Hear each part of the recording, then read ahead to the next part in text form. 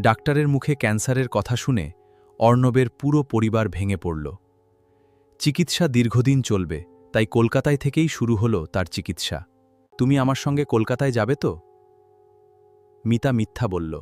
আমার মা-বাবা খুব অসুস্থ, আমি যেতে পারবো না। অর্ণব তার কথা মেনে নিল। মিতা না এলেও অর্ণবের মা-বাবা ছেলের সঙ্গে কলকাতায় চলে এলেন। তারা শুধু বললেন, ছেলেকে সুস্থ না করে আমরা বাড়ি ফিরব না। মাসের পর মাস চিকিৎসা চলল। মা রাত জেগে ছেলের পাশে থাকতেন, আর বাবা বলতেন, টাকা শেষ হয়ে গেলেও চলবে, ছেলে যেন না হারায়। কয়েকদিন পর অর্ণব জানতে পারল, মিতার মা-বাবা আসলে অসুস্থ ছিলেন না। মিথ্যা অজুহাত দিয়ে সে শুধু অর্ণবের সঙ্গে যেতে চায়নি। অর্ণব সুস্থ হয়ে বুঝল, সে শুধু ক্যান্সার থেকে বাঁচেনি, মানুষ চিনতেও শিখেছে। কারণ ভালো সময়ে সবাই পাশে থাকে, খারাপ সময়ে থাকে শুধু আপনজন।